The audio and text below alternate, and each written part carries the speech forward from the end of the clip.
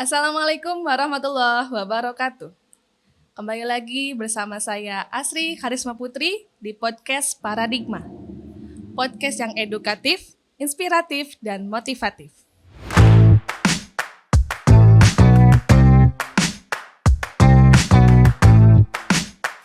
Oke, pada podcast hari ini kita akan ditemani oleh salah satu senior dari Kemenak yang sudah melalui banyak sekali pengalaman, kemudian sampai titik ini sudah berada di posisi Kasubag TU. Bapak Bambang Sunaryadi, MHI.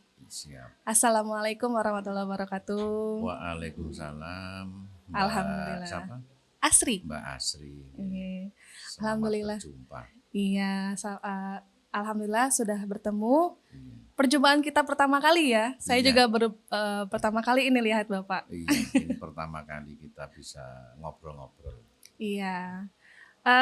MHI berarti sarjana Magister Hukum Islam. Magister Hukum Islam. Alhamdulillah, luar biasa sekali. Bagaimana kabarnya Bapak hari ini? Alhamdulillah baik, sehat, sesuai dengan harapan kita bersama. Semoga Mbak Asri juga sehat walafiat. Amin, amin, amin ya Rabbal Alamin. Oke, alhamdulillah Bapak sudah hadir di MIPABA. Tadi sudah menjadi narasumber untuk pembinaan pegawai Yayasan As-Salihiyah. Oke, Bapak kan penonton kita kan banyak dari ahi dan ukhti, wali murid, dan insya Allah akan ditonton oleh seluruh lapisan masyarakat. Boleh memperkenalkan diri Bapak? Boleh, barangkali. Monggo. Saya Bambang Sunaryadi dari Kementerian Agama Kota Mojokerto yang saat ini diberikan amanah sebagai Kepala Subbagian Tata Usaha, dan alhamdulillah kita juga bisa berkomunikasi, berkoordinasi. Juga saat ini kita bisa ngobrol-ngobrol bareng dengan MIPABA ini ya, podcast Paradigma.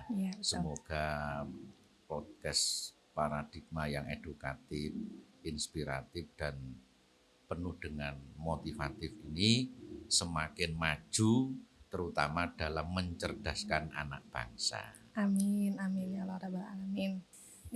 Untuk Bapak asli Mojokerto, Pak? Saya kelahirannya Lamongan. Di Lamongan, tapi sejak kecil sudah tinggal di Jombang, kawasan Jombang Utara, Kecamatan Desa Katemas, Kecamatan Kudu, Kabupaten Jombang. Monggo nanti kalau jalan-jalan ke sana bisa mampir ke kampung halaman kami. Insya Allah, insya Allah. Untuk pengalaman ketika masuk Kemenak itu dimulai dari tahun berapa, dan memang boleh sharing untuk pengalaman apa saja yang dilewati, suka dukanya menjadi PNS ya Pak, PNS, ya di Kemenak. Memang sebelum di Kemenak saya lulusan SMA itu tahun 87, kemudian langsung ikut di lembaga swasta di Madrasah Ibtidaiyah, kemudian diberikan kepercayaan untuk mengajar sampai tahun 90, kemudian kami diterima di Kementerian Agama itu dengan SK tertanggal 1 Maret tahun 90. Dan waktu itu kami berada di bagian umum. Bagian umum itu bagian tata persuratan, bagian perlengkapan, kemudian bagian komunikasi dan koordinasi, kalau istilah kerennya sekarang ini humas. Jadi kami mengawali karir di Kemenak itu sebagai pegawai di bagian umum yang waktu itu adalah mengetik surat sampai menggandakan surat dan mengantarkan surat, kurir surat kalau ya bahasanya begitu. Iya, humas ya. Iya. Kemudian Di umum itu 5 tahun, tahun 95 kami pindah ke bagian kepegawaian. Di bagian kalau sekarang ini UP, urusan kepegawaian. Kemudian 5 tahun lagi kami pindah ke bagian keuangan. Sehingga di situ ada istilah pembuat daftar gaji atau PDG, bagian mengetik data semua pegawai dan gaji yang harus dibayarkan waktu itu. Kemudian dari keuangan kami pindah ke Penma sebentar, kemudian dari Penma ini kami tahun 2005 ada perintah ke KUA.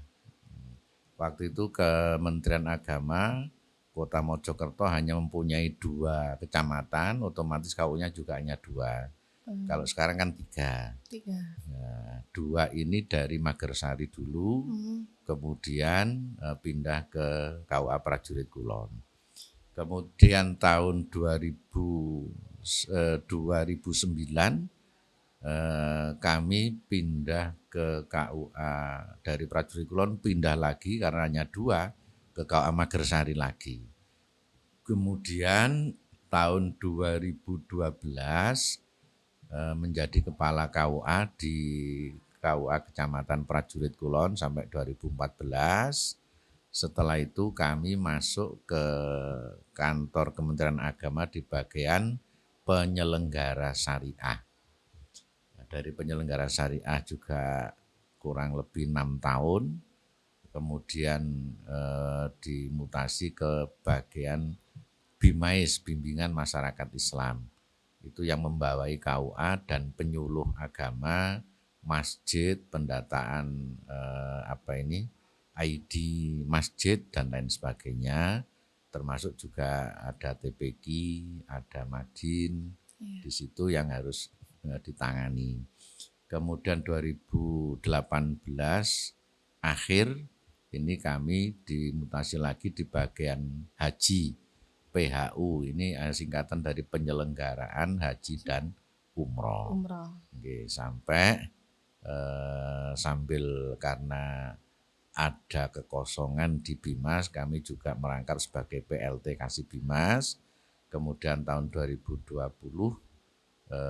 kami dimutasi lagi di posisi saat ini, yaitu di Kasubag TU. Okay. Berarti itu tempatnya pindah-pindah ya Pak? Tempatnya pindah-pindah, cuma yang pindahnya ruangannya saja, kantornya tetap. Jadi bagian yang ditangani ini macam-macam, tapi kantornya kan satu lokasi. Satu lokasi. Ya, ini menjadi menarik soalnya Bapak sudah mengajar dari tahun 88. Itu mengajar di MI, kemudian 89 tes Kemenak, dan 90 sudah terdaftar. Tahun 90 terdaftar diterima di Kemenak. Nah itu langsung, Bapak kan waktu saat itu kan di Jombang, nah itu langsung di Mojokerto ditugaskan. Iya. Tugasnya langsung di Kementerian Agama Kota Mojokerto, sampai saat ini masih tetap di Kota Mojokerto.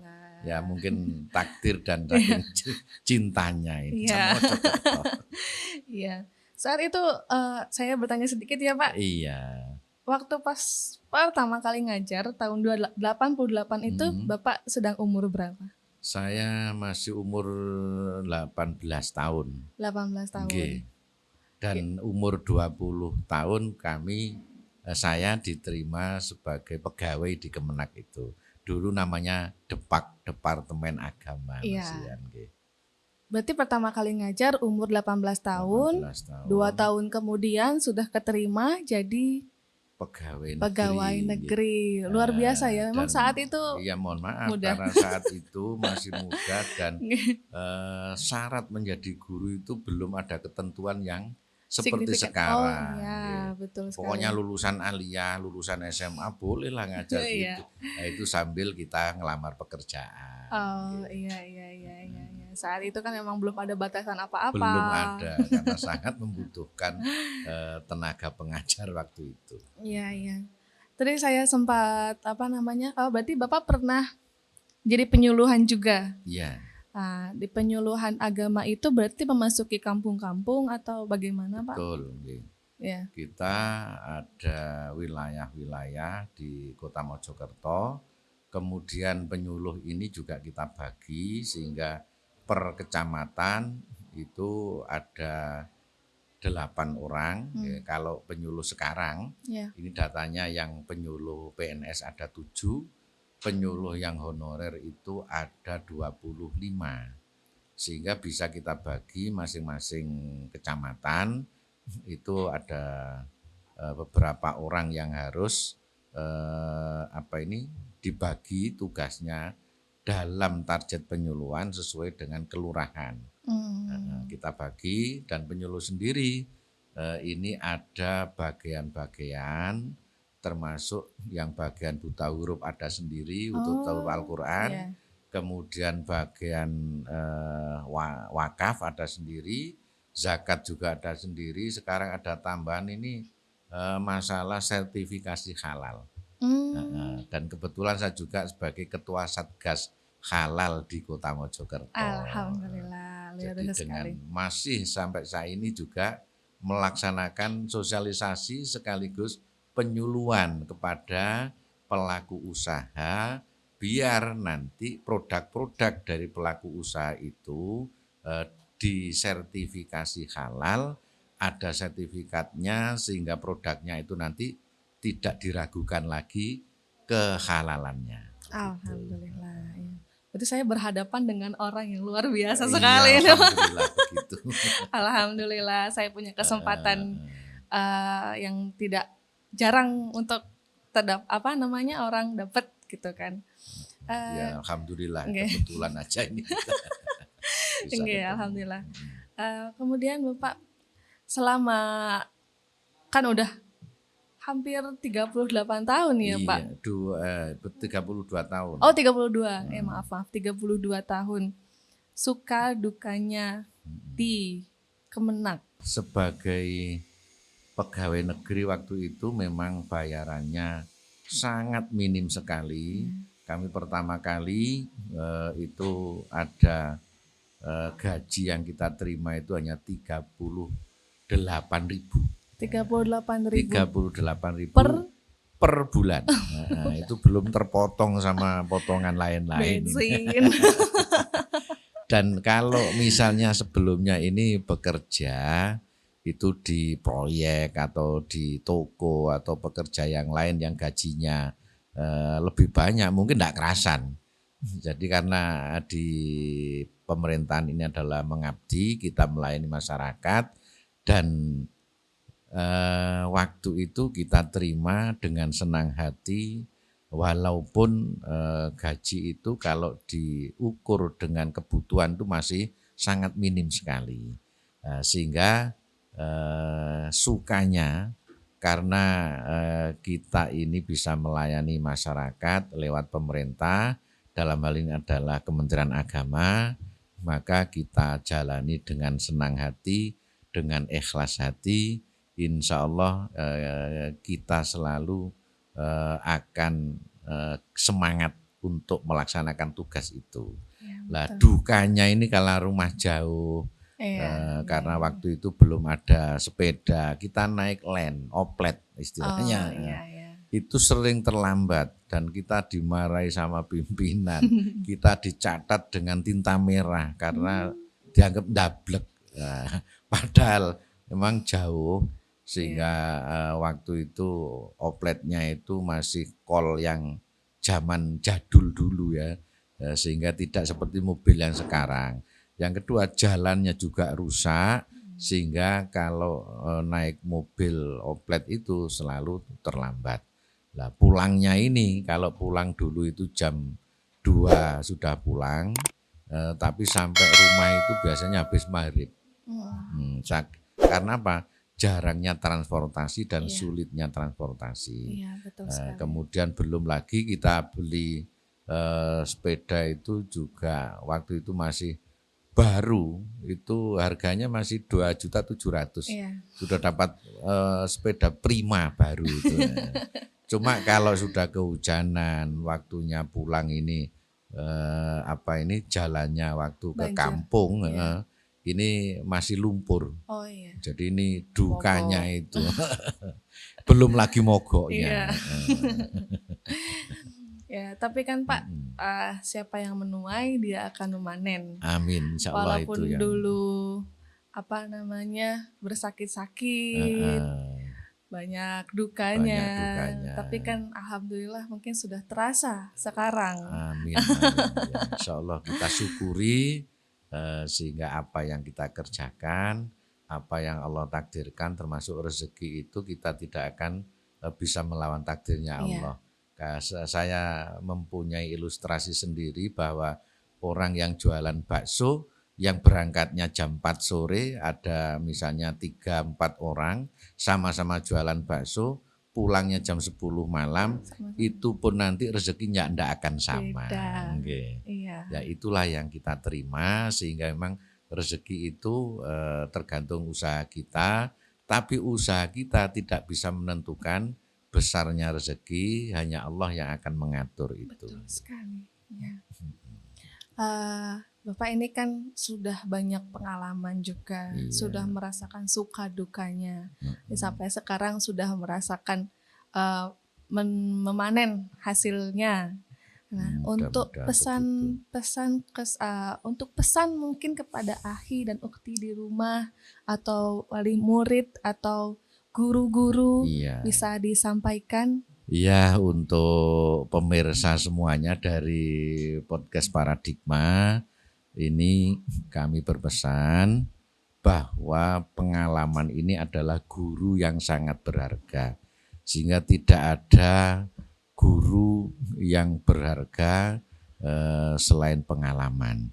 Kalau guru yang mengajar kita ini adalah guru yang harus kita hormati karena beliau-beliaulah yang menitipkan ilmu kepada kita semua, tapi pengalaman inilah yang menjadikan kita lebih matang dengan ilmu yang kita miliki dari para guru-guru kita. Dan yang kedua, lakukan, laksanakan, cintai apa yang menjadi keseharian ini sudah tertangani, termasuk profesi-profesi panjenengan semua, sehingga kecintaan panjenengan kepada profesi ini akan memunculkan profesionalitas dalam melaksanakan tugas sehari-hari.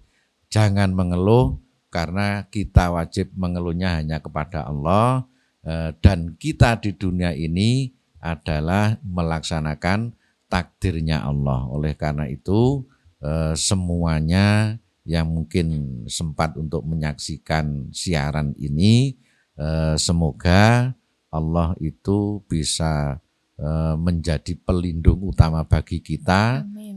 Jangan sampai kita menganggap yang lain ini sebagai pelindung, karena Allah lah yang mengatur segalanya, termasuk nasib hidup kita, rezeki kita, ataupun jodoh kita, bahkan mati pun tidak lepas dari kekuasaan Allah Subhanahu wa Ta'ala. Oleh karena itu, keikhlasan hati kita dalam menjalankan tugas sangat diperlukan, sehingga apa yang kita laksanakan terasa enak, terasa nyaman, ataupun sengsara sekalipun, ini akan menjadikan nilai ibadah di hadapan Allah Subhanahu wa Ta'ala. Ini mungkin yang bisa kami sampaikan sebagai pesan, sehingga tetap semangat dalam melaksanakan tugas, apapun tugas panjenengan, secara profesional harus dilaksanakan, sehingga hasilnya ini akan kita panen jangka pendek ataupun jangka panjangnya nanti. Paling tidak kita mempunyai harapan satu kepada Allah, kita mendapatkan keselamatan dunia dan akhirat. Amin ya robbal alamin. Terima kasih Bapak telah hadir di podcast Paradigma, menemani saya, dan juga terima kasih sudah membagi pengalamannya. Semoga Akhi dan Ukti atau penonton di rumah bisa memetik apa yang sudah Pak Bambang sampaikan. Terima kasih kembali, semoga ada manfaatnya, Amin. ada hikmahnya Amin. dalam pertemuan ini, sehingga kita selalu dalam perlindungan dan mendapatkan keberkahannya. Amin ya rabbal alamin. Oke, sesuai dengan yang saya bicarakan tadi, siapa yang menuai pasti akan memanen. Di dunia kita bisa menuai segala apapun ibadah kita kerjakan dan insya Allah akan Allah balas, entah itu di dunia ataupun entah itu langsung di dunia ataupun kita rasakan nanti setelah di akhirat.